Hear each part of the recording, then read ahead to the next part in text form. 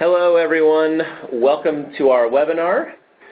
It is great to be here with you. You are in the right place to learn all about testing. In fact, we're going to make sure that you pass the testing test with some great examples about online campaigns that nonprofits have run through the testing mill and come out in a better place on the other side. My name is Lawrence Grodeska. I am the Nonprofit Community Manager at change.org, and I welcome you today to our webinar.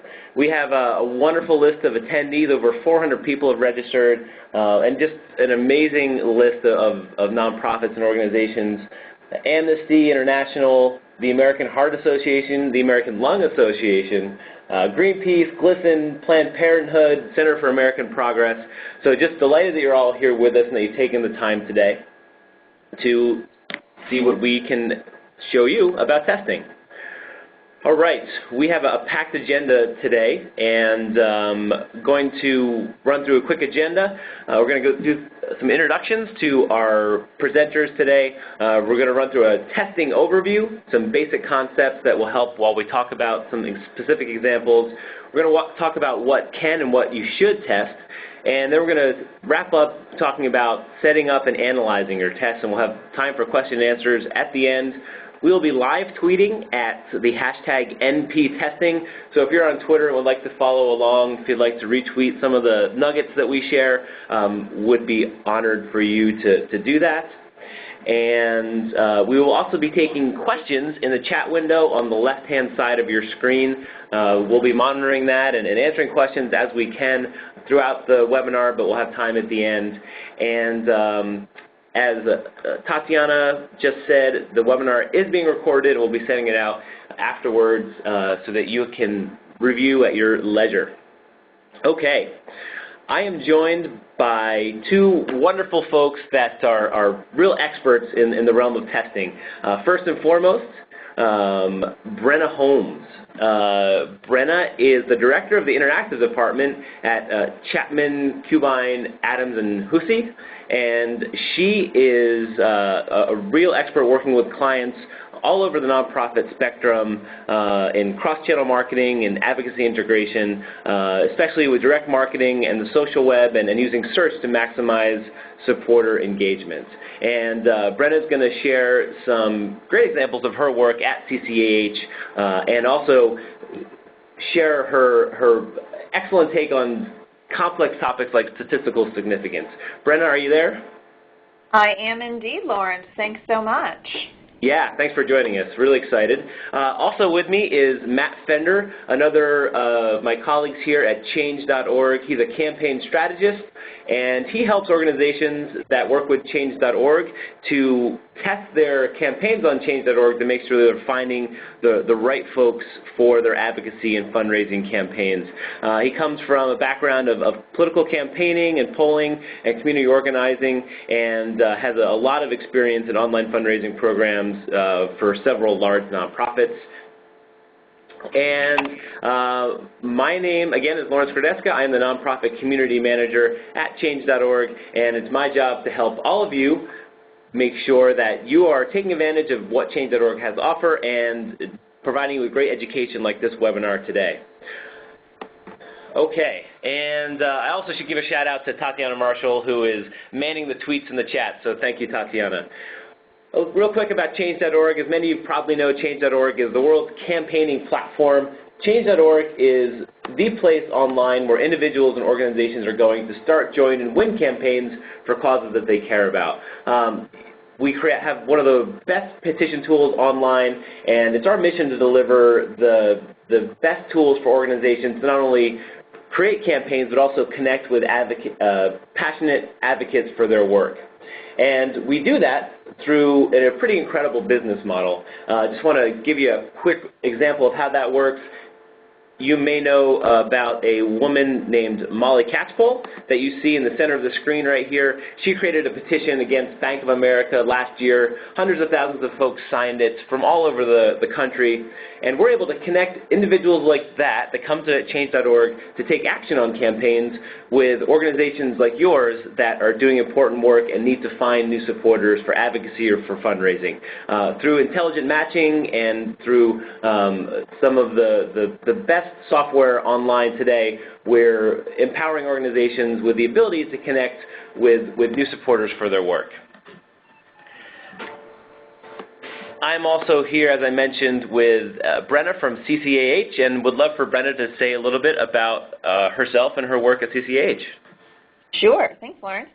So as Lawrence mentioned, I'm Brenna Holmes. I'm the Director of the Interactive Department at Chapman, Kubine, Adams, and Hussey, and I run our digital team. We are the fastest growing department in the direct marketing firm, but CCAH has been around formerly as Adams, Hussey and Associates, who some people may be more familiar with, for over 25 years. We started in direct mail fundraising, branched out into telemarketing, then into digital and mobile.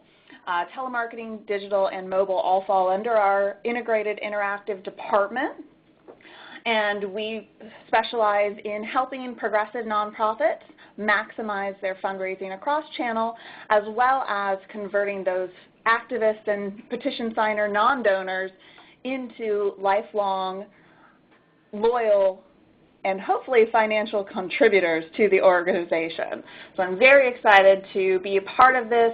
We don't launch a single email for any of our clients that doesn't have a test in it, so it's something I'm very passionate about, and we'll even be able to share some fun statistical humor with you later on. You can certainly find us on the web at ccah.com, follow us on Twitter at ccahdirect, and you can always find us on Facebook as well, which is just CCAH. So very easy. And I encourage you to always ask the question like we ask our clients, what's next? Excellent. Thanks, Brenna. So let's get started. Let's jump right into testing with an overview of some concepts that we should be talking about today. First of all, why would someone want to test in their online campaigns? There's a few reasons that we think it's important that organizations are testing on a regular basis. The first, obviously, is to get better. We want to have better results. We want to grow as an organization, as a program. We want to grow professionally. That's a really easy answer. But a more complex answer, or more finesse answer to that question, is we want to test to remove our biases. They could be emotional or intellectual. They could be historical at our organization.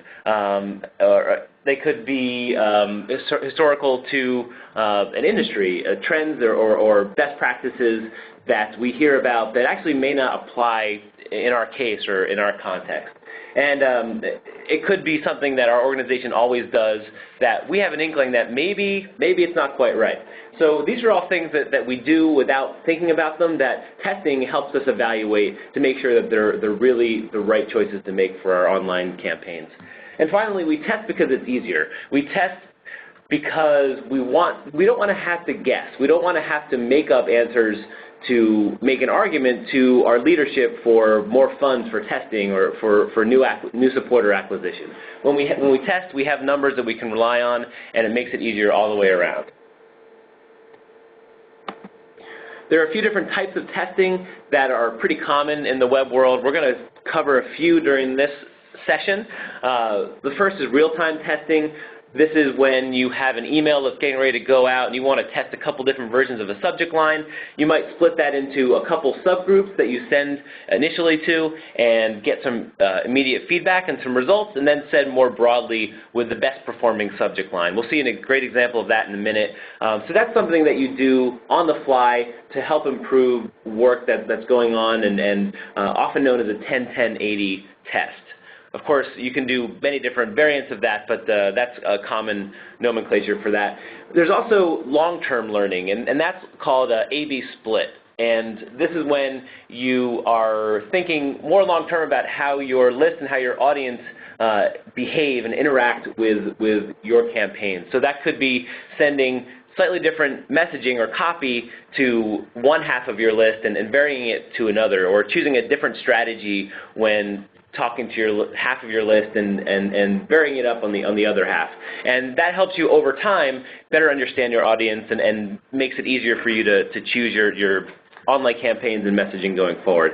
And then finally, there's multivariate testing. We won't get into this in too much detail today, but we did want to mention it because this is the real high end of testing. This is stuff that all the big web companies are doing. It's testing a combination of elements on a web page at the same time and seeing how they interact and how people respond to them. And the anecdote I'd like to share here is that I've read that Google is always testing their website. And so when you go to Google, you might think that you see one Google, but it's actually a composite of many different tests that are happening simultaneously. There's always something different that Google wants to know how you respond to. So that's multivariate testing, which we won't get into, but just thought it was important for you to know. A couple testing terms. The first and foremost, which you're probably familiar with, is an hypothesis. The idea that you want to test. What is it that you want to learn about with this test? It's important to define that up front so that you can build your test to actually test that specific hypothesis. The next two terms are what you do after you have your hypothesis. You have your control version, the version that you've probably been using, the email or the web page layout that is the subject that you want to test, and then you have your test version, the version where you test your hypothesis and evaluate against control. And we also wanted to start to get into statistical significance.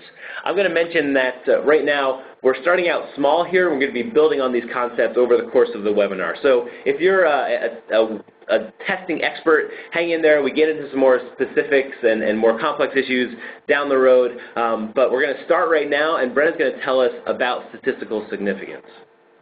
Yes, indeed. So statistical significance is really important. You'll hear us say it over and over again throughout the next 45 minutes or so. And what it is saying is really whether or not the results of your test are by chance or by strategy.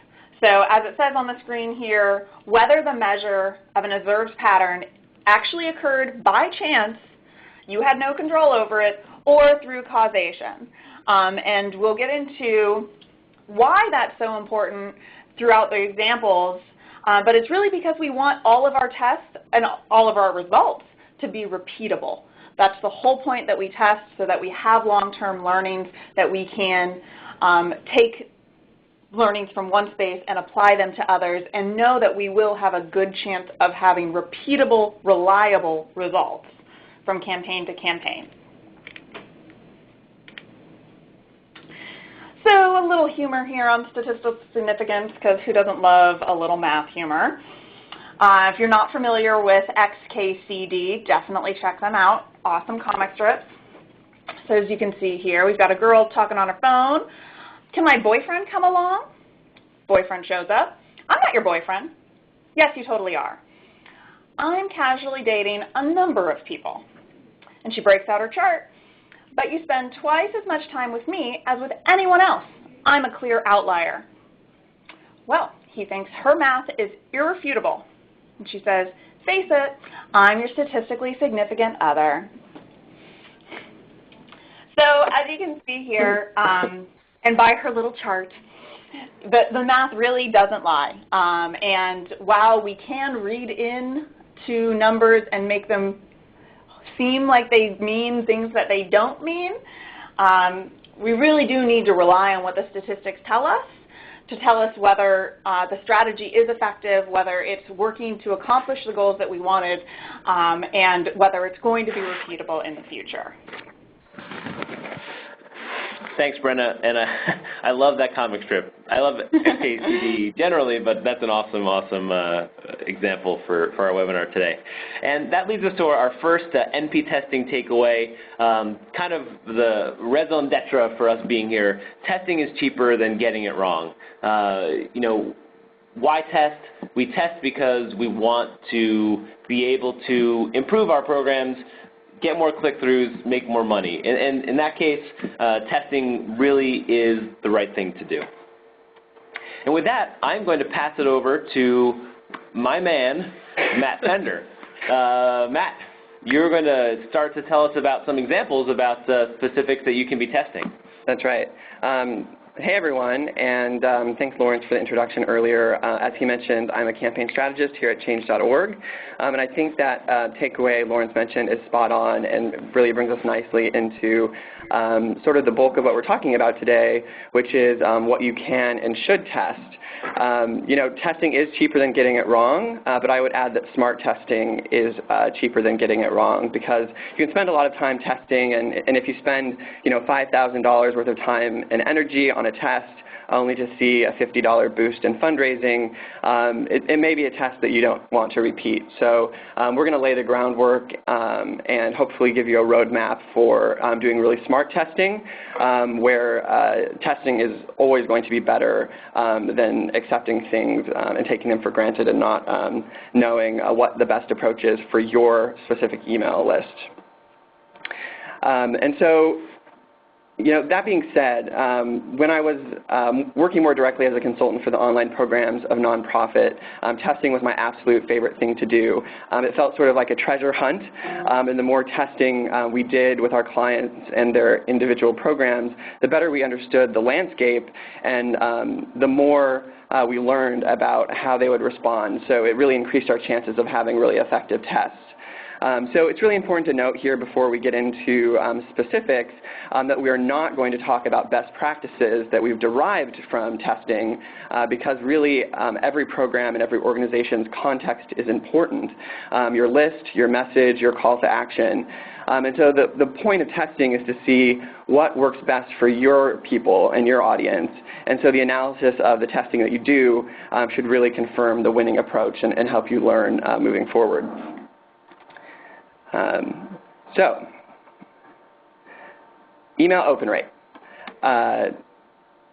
Email open rate, just to define the term, pretty basic tenet of email communications, but it is the number of emails opened divided by the number of emails delivered.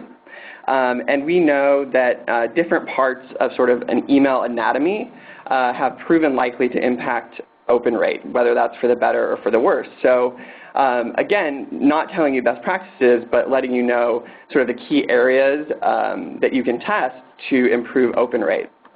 The first one is subject line. So obviously you have just a little bit of real estate in your audience's inbox, and the major part of that people look at is the subject line. So examples of what you can test in the subject line is length, so short versus long, personalization, including name or location based on what you know about the user. Also, sender name and email address, that is also in that little bit of real estate you have in the inbox.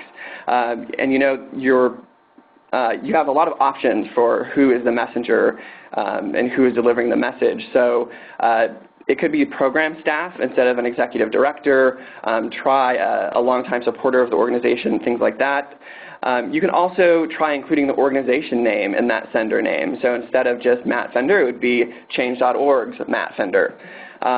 Using a friendlier email address than do not reply at organizationname.org could be a good thing to test as well.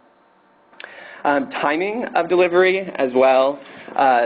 This could include the day of the week that you're sending your messages, definitely the time of day, and then finally the proximity to other messages. So getting into where within a sequence of email messages a certain message will have the best open rate.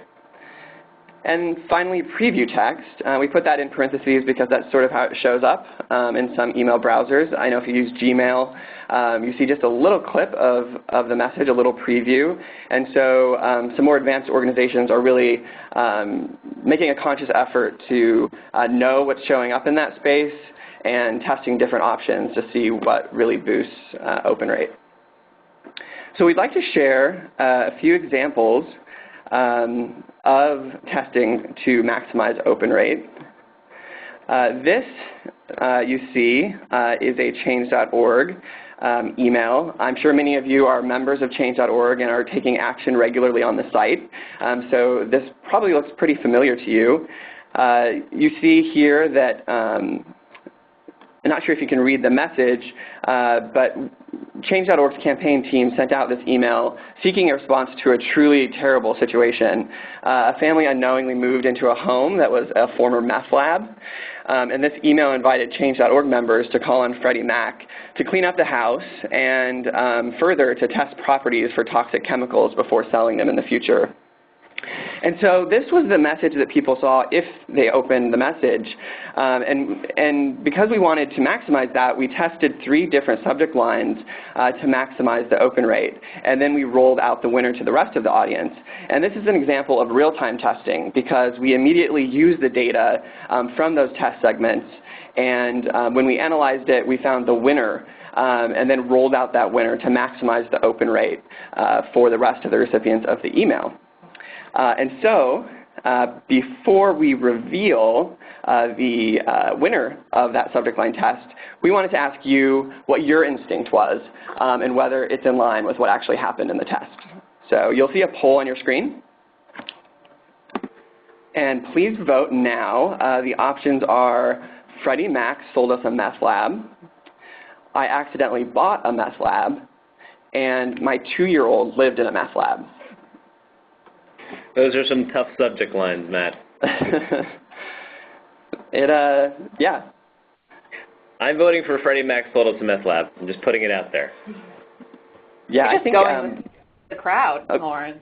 Well, can everyone see the results? I don't think so. So it's our little secret for now. Great. So looks like we've got most of the responses, and I'm sorry. Oh, no, you're... And the winner, some are still coming in, but the winner is Freddie Mac sold us a meth lab. So now we're going to take a look at the actual results. And I should say the second place was my 2-year-old lived in a meth lab. And sorry for the people who voted for I accidentally bought a meth lab, but you came in third. All right, so the actual results. You'll see that the losers actually are the winners. I accidentally bought a meth lab, won with 23.44% open rate, and the other 2 were around 18 or 19% open rate. So congrats to the losers of the poll, but you are the winners in the actual test. And I just wanted to point out that we did run these numbers through a statistical significance calculator, and so this wasn't just a random chance. You'll see that each test segment was 7,000 recipients, and that based on that, we knew that it wasn't just chance, and that it was our strategy that drove the winning subject line. And the key point here is to note that the subject line made a big difference. We saw a real impact, 37% higher open rate over the second best option, and that was really magnified, and the impact was really spread by rolling the winner out to the rest of the audience. Awesome example, Matt. And I think just goes to show that, again, your best instinct or your gut feeling may not be what actually works for the crowd and for your audience. All right. So we talked about testing to maximize open rate, and now we're going to talk about testing to maximize email click-through. So again, just to define it, click-through rate we're defining as the number of emails that received a click divided by the number of emails delivered. So you can read between the lines there that you have to open the email first to click on it. So it is related to that first thing we talked about, and those really work together. And compared to testing that optimizes open rate, this type of testing has a lot more possibilities.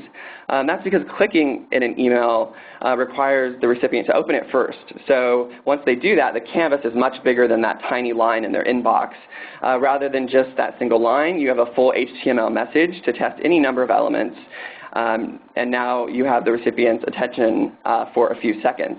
So it's really like comparing a Post-it note to a blank canvas. So some of the things you can test in this bigger space is layout. So for example, do you have a sidebar like you saw in that sample email from change.org? Do you have call-out boxes on the top, or a really fancy newsletter layout? How many columns do you have, and what do your features look like in the email? Another thing to test is images. You can test a large photo that is the centerpiece of the email, so it's a really image-heavy email, or something that's more subtle and smaller and is kept into a sidebar in the right column.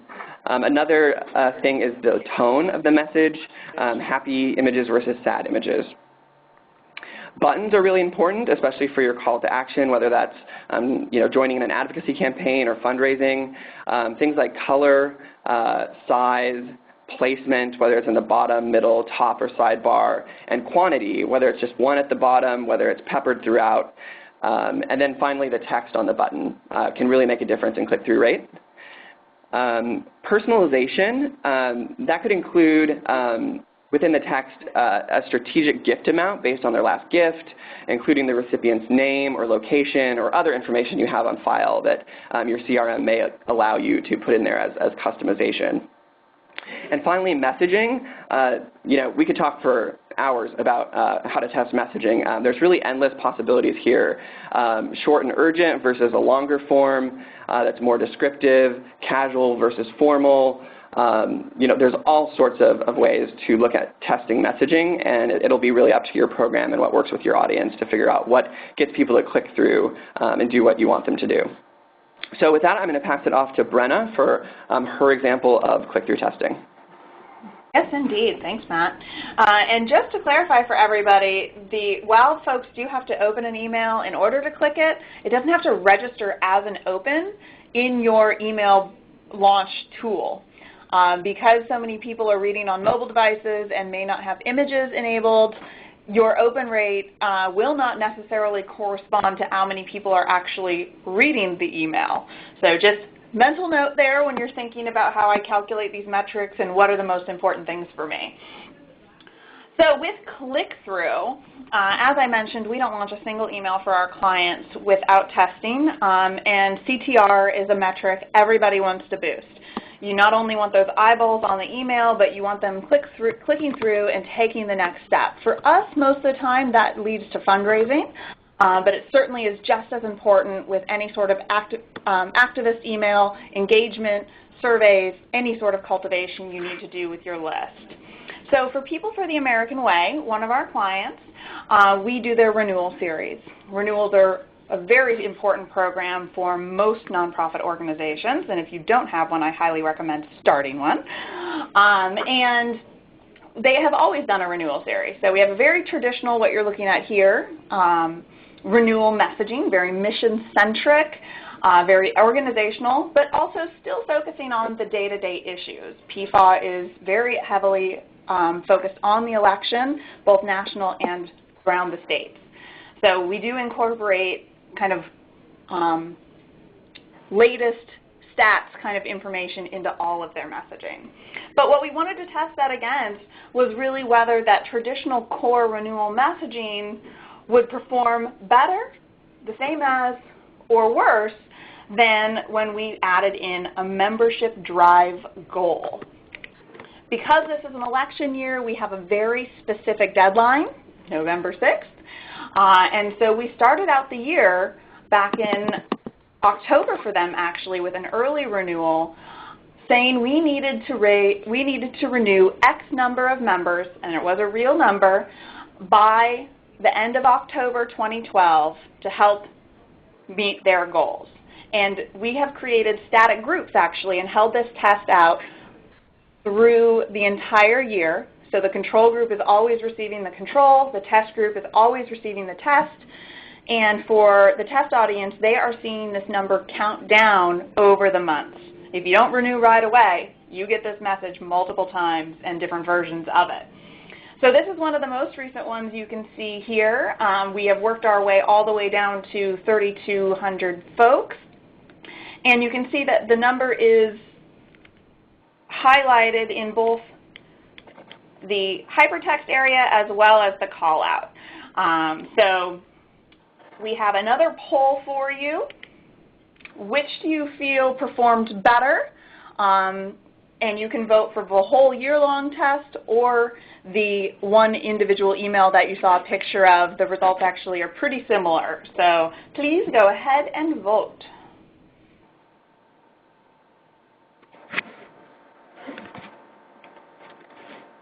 Wow, overwhelming response to, yeah. Do you think that's a statistically significant response, Brenna? I do think that 104 responses for the membership goal versus 14 for traditional renewal message is statistically significant. Though I do like to have at least 300 results per panel, so we're not quite there yet. But I will show you the actual results and talk you through a little bit of what you're looking at here, because you can see it's a little bit different in layout from what we saw with the change.org email open rate and click-through results. And this is because after we look at the messagings themselves, we put them through our statistical analysis software, or calculators, if you would be. Beautiful Excel spreadsheets. P-value is something that we use a lot online. It's really, really helpful for smaller quantities, those of you with smaller list numbers, or just email in general. When you're talking about fundraising especially, it's hard to get large quantities of transactions. That higher the bar for the ask, the fewer folks that you're going to get to take you up on it. So p-value is actually something that is been developed over time in the statistical world to help modify and take into account smaller audience levels and still give you statistical significance in your results. And you can see here that because these little guys are shaded pink for us, something that my analytics department so kindly does, we know right away that these are statistically significant results for both click-through rate, which was the goal of the test, but as well as response rate, because again, in the end, we are fundraisers. So we want to make sure we're bringing in the renewed members and we're bringing in the dollars. And with p-value, pretty much any time you have that end result be under 5%, you have a statistically significant result. So that's a good rule of thumb to just keep in mind.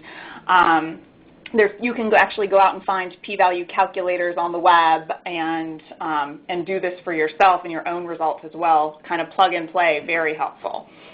Confidence interval testing analysis, more of you might be familiar with. This is what is typically used offline in the direct mail world, as well as out in commercial and, AP statistics, anybody? So this is actually statistically significant. We're looking at the click-through rate again, point of the test, and it shows our nice little analytics team has given us, again, a little signal showing us that, yes, this is statistically significant variance in results, which means that our results were driven by strategy. We cannot say that this variance happened just because of chance. Which is fantastic for us because we've been collecting these results over an entire year for them, and we know that these concrete goals help the renewed audience, especially for those deep lapse members when we went back and looked at some additional digging for them, which is very, very exciting. And now I'm going to pass it back over to our friends at change.org to give us one more example. Right. So this is another example of testing from our change.org action emails, but this time we were testing to maximize click-through rate.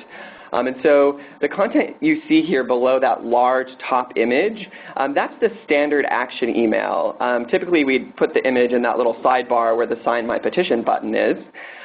So that content underneath the image is really the control in this example, the control version that we had a hypothesis we could improve by trying some test versions that really tweaked the layout and where the photos were. So we're going to run through those test versions, and then we'll go over the results to let you see sort of how click-through rates can be impacted by testing strategies. And so the email that you see in front of you is a test version where the photo is larger in the top, and it takes up the entire header. And so It's worth noting here that this was a longer-term split test. We didn't do testing on this and roll it out to the further audience. We did it more to gauge long-term which layout would perform better in these action emails. And so, as we mentioned earlier, that's different than the other change.org example we mentioned, where we were actually able to roll out the winner immediately to see an improvement in open rates right away. All right, the next test version you see has many images peppered throughout the email with small amounts of text in between. And then the next image, you see the large photo is to the right-hand side, sort of in its own separate column, and the Sign My Petition button is at the end of a very condensed amount of text. Okay, and the final version, there is no image, so we would call this a plain text message, and it's really drastically different than the others because obviously there's no photo. And so we did test all of these, and per usual, we'd like you to chime in about what you think won the click-through contest, so to speak. All right. See some responses coming in.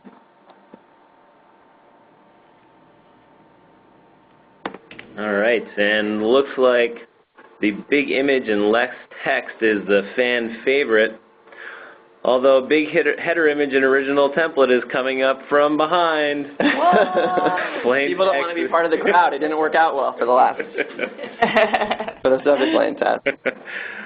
All right. I think we can say that big image and less text is the crowd favorite, followed by big header image and original template. All right. All right, so let's look at the actual results. It's kind of small, but you see the arrow points to the winning click-through percent at 17.57%, and the crowd was right. If this was Who Wants to Be a Millionaire, that would have been a great Ask the Audience question. The winning layout for this one, I'll show you it again really quickly, was this. Big image, Sign My Petition button in the bottom, and minimal text. And so you can see in our testing strategy that we could continue this with different context and different content in the email, different photos, and get a sense of whether this is really the winning format for layout. All right, and that brings us to our next takeaway. We've been talking about email, and good email testing maximizes opens and click-throughs to make your emails more effective, whether that's for advocacy work or fundraising. Really, the tests that we've shown are going to help you get more people to open the email and then get more people to click through. But the important part is that you do the testing. Don't take these as best practices. You need to figure it out for yourself. I know that's tough love, but that's why we're talking about testing. All right, so we're going to switch gears now and talk about web testing, testing web pages, and Brenna is going to walk us through some things to test in that arena. Indeed. So the example we'll show you is definitely still based on email click-through to the web form, but it could be applied in any of it. And web form completion or page completion rate, as we refer to it is personally one of my, in my opinion, most important metrics to track. If people are clicking through and then just bouncing off your page and abandoning it, it is no good and not helpful for you at all. You want to collect those email addresses, you want to send those petitions, you want to collect that survey information, you want to get those fundraising results.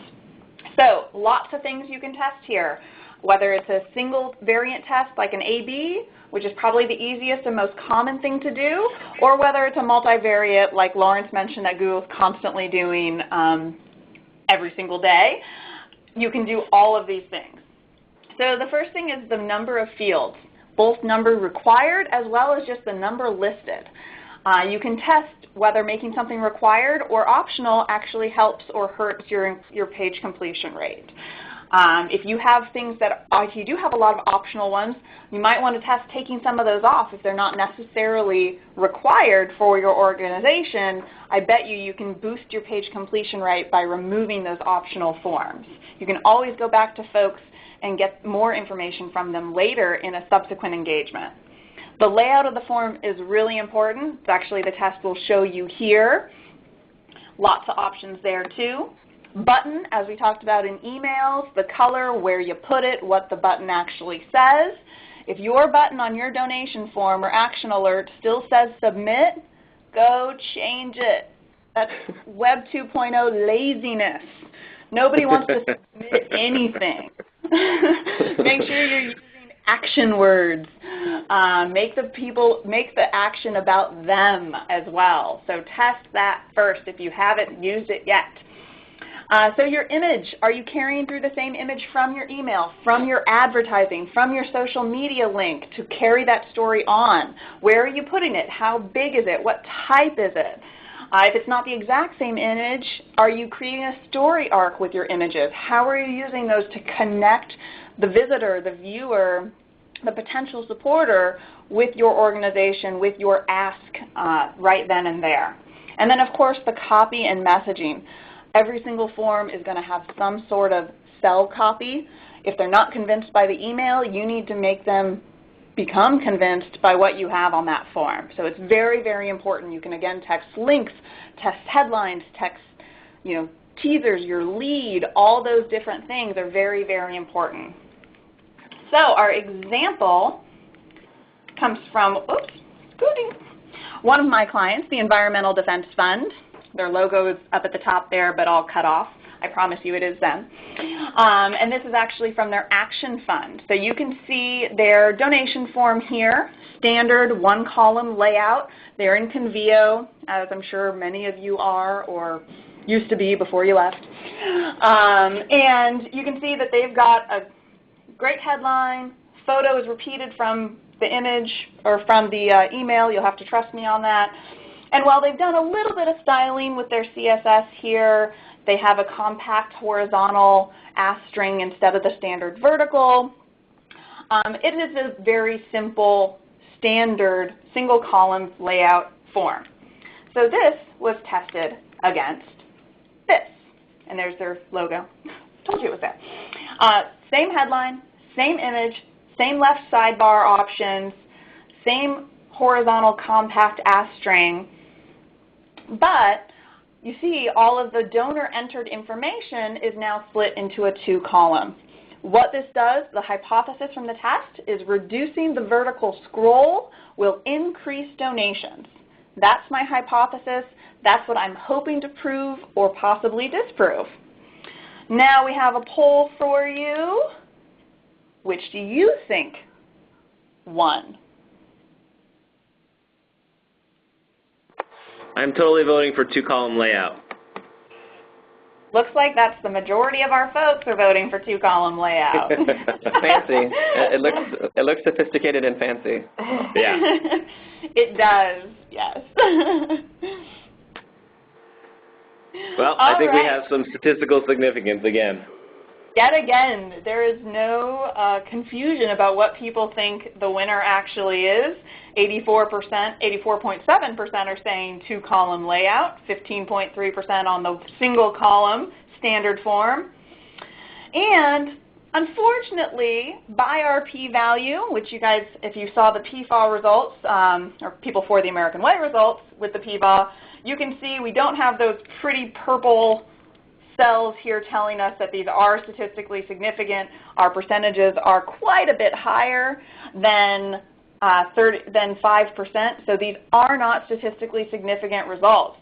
So even though you can see, and of course we wouldn't assume click-through, click rate would change because this was a form test, not an email test, with page completion rate here on the right, even with 400 gifts versus 372 gifts, that's not enough variance to actually give us certainty that it's strategy that's changing it versus random chance. But if we look down at the confidence interval testing analysis, which again is typically reserved for larger panels, larger audience and result sizes, but can be used for these smaller ones. Again, we don't start running these sorts of analysis on our testing results until after we have at least 300 results per panel. So you can see we have at least 300 gifts, which is what we're focusing on here, in order to run this test. And you can see that we are actually in the dollars per thousand metric, which is a very common metric used offline and direct mail when they're talking about net versus gross. Dollars per thousand, this actually does have statistical significance. So while with the p-value was only looking at page completion rate of raw number of unique gifts, confidence interval here, our spreadsheet is allowing us to look at response rate, number of gifts, as well as average gift, and the response of the revenue per thousand for them. And for that, we're actually showing the control, that one long column that nobody voted for and comes as the default as the winner. But because we don't have statistical significance in our p-value, we do want to retest this. This is something that we're going to keep testing because everybody likes the two-column better. But as you can see here, it's not helping boost donations just yet. And even anecdotally, the control message is winning. So we're going to move back on and talk about something a little different now. Give this back over to Jane for segmentation. Awesome. I just think it's fascinating, once again, that what everyone thought was going to be the clear winner turned out to not be that much of an impact. So another great reminder about why we test. Okay, Matt, do you want to talk to us about segmentation before we wrap up and get the questions? Of course. So for segmentation testing, just want to define quickly that segments of an email are subsets of your audience who are given a different experience based on a set of criteria. So at the most aggressive end of the segmentation spectrum, you're sending every single person your email a unique email customized to who they are. And of course, no one does that unless they have 12 supporters on their email list. But one-on-one isn't realistic, and so testing segmentation allows you to test if pulling out subsets of your audience for special content is sort of worth it in time and resources spent. In other words, does this extra segmentation effort actually make a difference in your results? So some of the ways that nonprofits are looking at segmentation strategies is to look at the criteria of new versus existing users. And so the clear example that comes to mind is welcome series. And I think we would all agree that welcome series are a 100% win. It's always better to welcome than not welcome. But that is a segmentation strategy that needed to be tested at some point to validate that it's worth it. New donor series, after a person gives their first gift, that's the criteria that they're a new donor and that they can receive special content. Special lift notes to new members after a welcome series, again, to try to convert them to donors. It may be worth the effort. It might not be, so you would need to test it on your list. And then focused donor conversion efforts, for example, to people who are interested in the topic you're fundraising on. You could test including a lift note at the beginning, acknowledging that they do care about the topic. Geography is another segmentation strategy where you could test putting geography in the subject line or in a lift note, or also just sending a special message to people who are located close to where you have a fundraiser or a program. And finally, acquisition source. And so Change.org works with organizations big and small to help them connect to the right supporters. And nonprofits really want to know, well, what kind of sponsored campaign is going to connect me with the best supporters who, in the long run, do what I'm hoping that they do, which is either take action, donate, volunteer, etc. So the answer, of course, is to test and try to find the subjects that recruit the best action takers and donors. So I have a quick example of a real Change.org campaign. And in this example, it's sort of a more advanced topic, so we're not going to have a poll, sorry, and we're just going to do a quick run through. And so this example has been scrubbed of the organization's name, but it's a real test that happened on our site. And when analyzed, the results were statistically significant and informed the organization's subsequent acquisition work on the platform. So it's an international humanitarian aid organization, as you might have guessed by the topics, and they had 4 strong options for campaigns to recruit new supporters. They wanted to know which campaign would perform better for them in terms of fundraising ROI, return on investment. And so the organizations completed the campaigns, brought on their new supporters, and then of course it took a while to collect performance data, analyze it, and gauge the return on investment for each topic. So in the final analysis, the topics about decreasing child mortality rates and healthy drinking water actually outperformed issues like pediatric AIDS and famine. So we were able, through acquisition source testing, to find that the supporters interested in those topics were really the ones that were most sort of productive on their list as donors. Awesome. I think that's fascinating, testing acquisition source to see long-term return on investment. Great example of segmentation. And one of our last takeaways before we wrap up here, as Matt said, always welcome new users with an onboarding email series, but always be testing, ABT.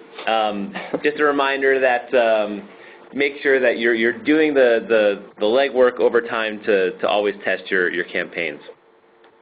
And we wanted to share just a few thoughts before we wrap up here about how you can set up your own tests and things to think about for analysis.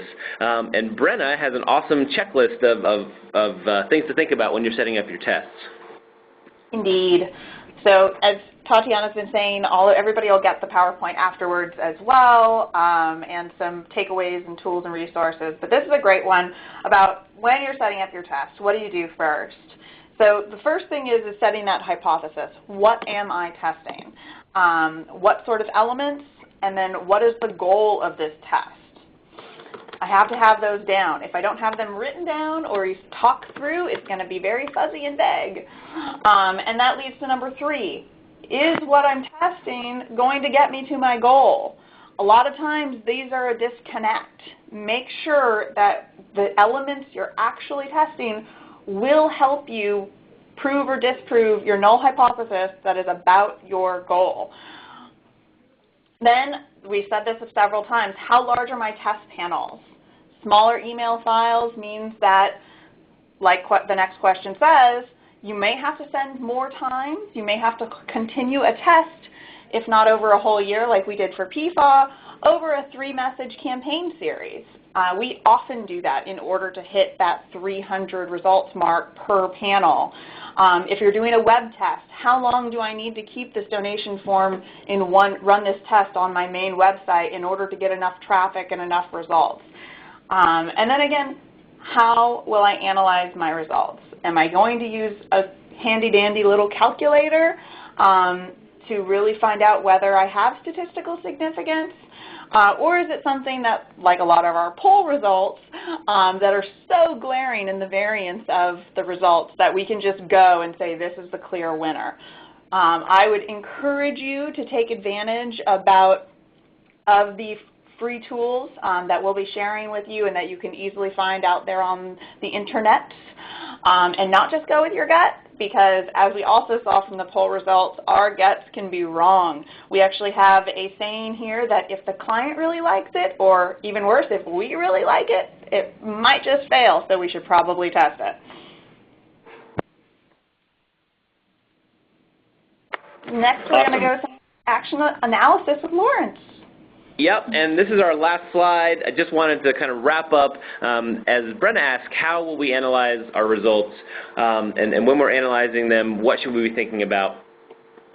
You've heard statistical significance mentioned a number of times, and it's really important. So make sure you test for significance before making changes. If you make changes based on results that are not statistically significant, then you may be making changes that are actually not going to have the impact that you think. When you're making changes, understand the context of your results. Your results are really specific to your list and your objectives for your campaign. And while you're doing that, don't overreach with the testing results. If you see a particular response for a type of email or a specific message one time, before you adopt that wholesale, test it again to make sure that it really is ringing true over the long term. And we've seen some examples with national or international organizations having an amazing response to a immediate fundraising campaign for international crises and trying some novel experiments that may not work every time. So think about context. And finally, keep testing because things keep changing. And that's just a truism in the world of testing. So, I mentioned that we will have some tools and resources to share after this webinar when we follow up with the slides, and we'll have some links to some free statistical significance calculators, some blogs and white papers about testing, and we're happy to share that information with you. We have a few moments for some questions that we've been collecting, and but I do want to thank everyone for coming on the webinar and let you know that Brenna and I are available for any kind of questions you may have about change.org, about CCAH, about testing in general. So please don't hesitate to email us. We would love to hear from you. And so we're going to turn our attention to some questions that have come in. And Brenna, since you are just you blow me away with your experience and your knowledge, I'm going to ask you right out the gate a couple questions that have come in. How big of a list do you need to be able to test email effectively? I'm sure you hear this question all the time. Yeah, I mean, more than 2. So, I mean, honestly, you should be testing your email file or with your email file, no matter how big or small the list is. The smaller the list, the longer you're going to need to repeat that test through subsequent launches in order to get statistically valid results, unless you have something that is so drastic where it's literally like 10% to 90% variance. But if you only have 1,000 people and you split test it 500, 500, if you're testing open rate, you might be able to get, and you have good file, you might be able to get 300 responses in opens from one launch. But you certainly won't be getting 300 responses in probably clicks, let alone fundraising. So you'd need to repeat that over and over again. But no minimum, definitely. Everybody test. Everybody tests. Thanks, Brenna. Another question that I'm going to direct to Matt. Can you talk a bit more about 10-10-80 versus AB split and when to use each method? Yeah, so I think the best way to frame this is to go back to the example we talked about with the meth lab email. In that case, the subject lines that you saw worked well for a 10-10-80 type test because they were so connected to the content of that specific email. So it was very contextual. It had, the things that we tested had a lot to do with the specifics of the situation. And so by doing a 10-10-80 test, we were actually able to get results from a first batch of supporters and then roll out the successful option to the rest. So we were able to realize the gains from those improvements right away. For an A-B split test, it's better to use that when context doesn't matter as much, like layout, where you could apply those learnings to future messages and have a strategy of longer-term learning around, for example, whether a large image at the top is always better than a sidebar with a smaller image, and really kind of compiling those results over time because you know it wouldn't really be realistic or helpful to do that on a 10-10-80 basis because it's less urgent and less timely. Gotcha. That makes a lot of sense to me. Thank you. I learned something. Okay, we have reached our hour. There's a couple more questions, but we will be sending around some tools and resources that will hopefully help to address some of those. We thank you for your time and your interest and your attention.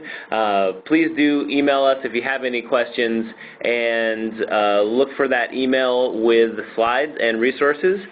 And thank you, Matt. And thank you, Brenna. And thank you, Tatiana. Thank you guys. Thank you, everybody, for attending. Yeah, indeed. And for everyone on the call, we will see you online very soon.